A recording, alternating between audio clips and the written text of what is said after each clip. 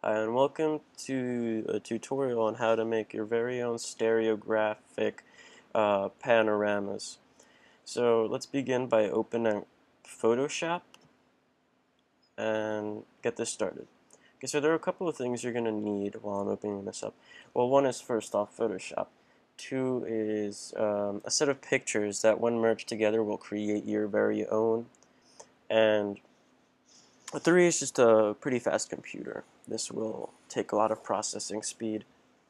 So let's wait for Photoshop to open up here.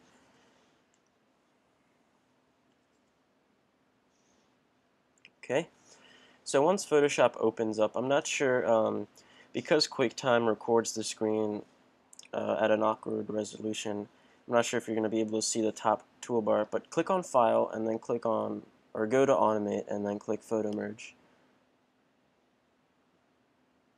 And that should open up this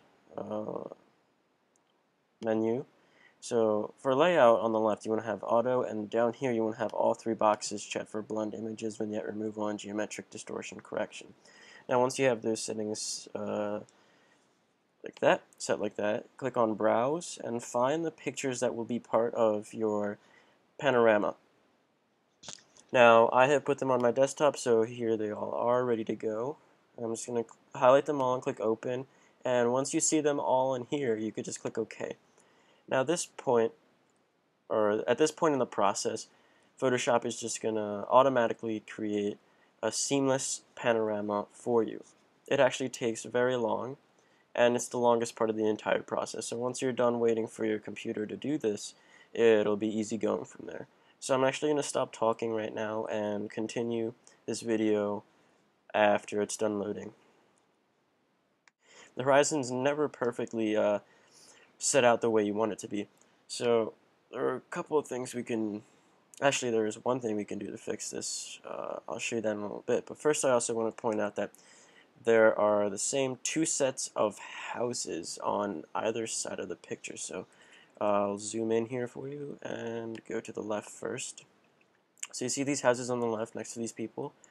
They are going to appear also on the right here.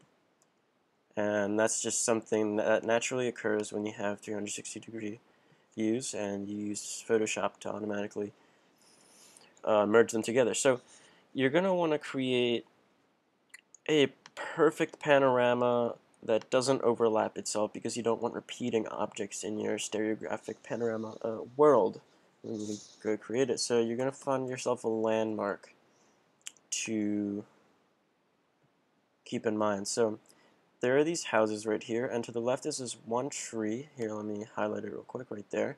And as you can see, right next to this tree is a car.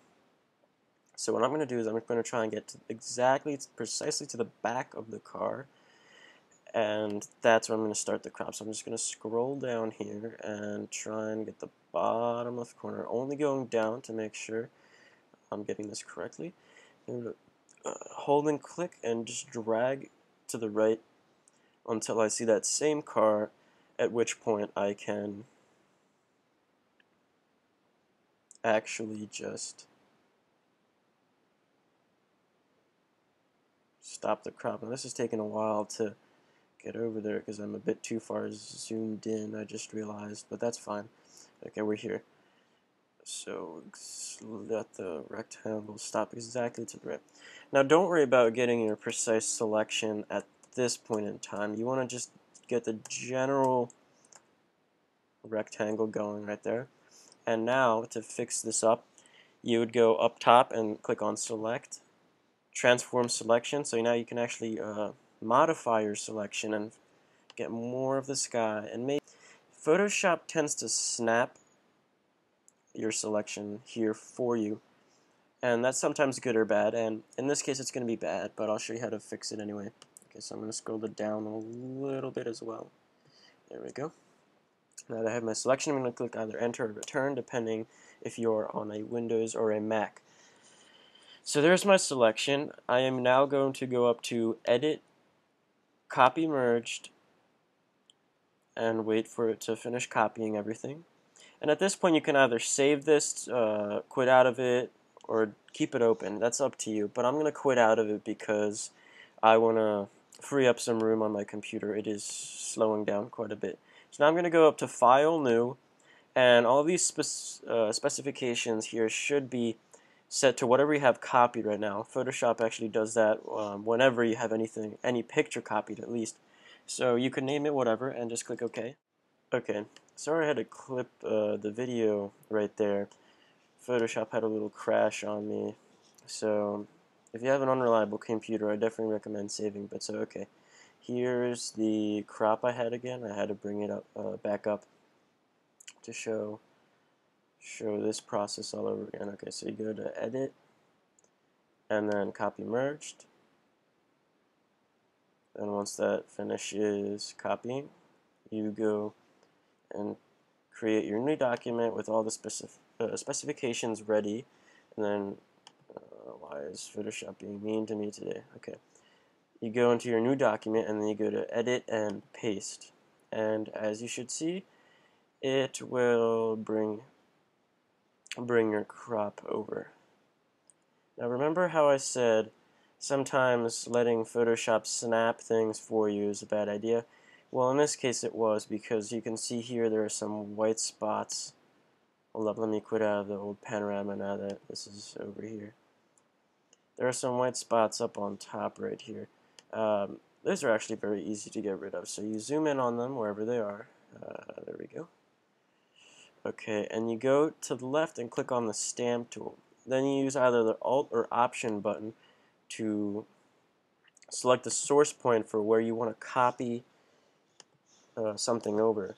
So like, let's say I want the sky to be over here. I'm going to click Alt on this area, and it'll turn into a little target to let you know you're clicking the source point. And then things from there will now shift over to here. But you have to keep in mind your source point actually moves with your mouse. So you have to let go every now and then and re-click. Okay, so I'm going to click a new source point for this side and just get my sky all fixed up. Okay, I'm not making it perfect right here. You could obviously be spending a little bit more time on this, but to shorten this video, I'm just going to make it a little bit worse, but quick. Okay, alright. So it looks a little bit better now. I mean, I didn't do the greatest job, but so now you have your picture ready. It's ready to be. It's actually almost ready to be changed. First, you have to go up to Image and then go to Image Size, and you have to make sure your Constrain Proportions box here is not checked off. Now you have two options right here. You can either change your width to be the same as the height, which would actually save on your picture's file size. It would make it smaller instead of bigger. Or you could change the height to be the same as the width. But so long as it's a square, it'll be good. So I'm going to change my width to be the same as the height, because I have actually tried this before, and when I changed the height to be the same as the width, my picture ended up being over a gigabyte in size. So I'm going to change those to be the same and click OK. And as you can see here, after I zoom in and it finishes loading, it will now be a square. Okay. After it finishes this, there we go. And here is a sort of distorted view of the picture. So before you can actually apply a polar coordinates filter, which is what's going to make your stereographic panorama look the way it does, you have to go up to Image Rotation, and turn it over 180 degrees. Once that's done, now you go up to Filter, Distort, and click on Polar Coordinates. Let that load, and a new pop-up will be up, and make sure Rectangular to Polar is clicked, and you can preview it there, but click OK.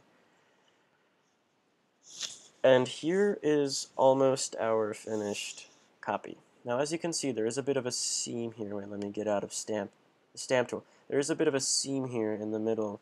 That's always going to happen. You can fix it by using the stamp tool to fix it in the sky, the trees, and everywhere else. I'm not going to do that for you because I showed you how to do that already for the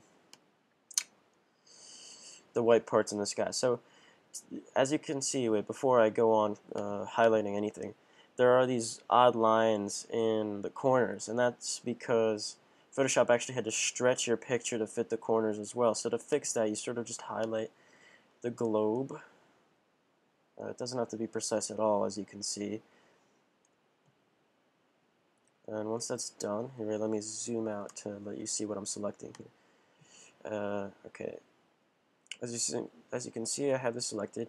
Now go to Select and Inverse, and that'll select the corners. So to blur out these lines, you're going to want to go to Blur and Gaussian Blur, and then just add as much as you think you will need to get rid of those lines. I'm just going to leave it at 40.6. That's just what it happened to be at. You can choose whatever you like, make your picture look like whatever you want. Okay, so now you see my sky is fixed.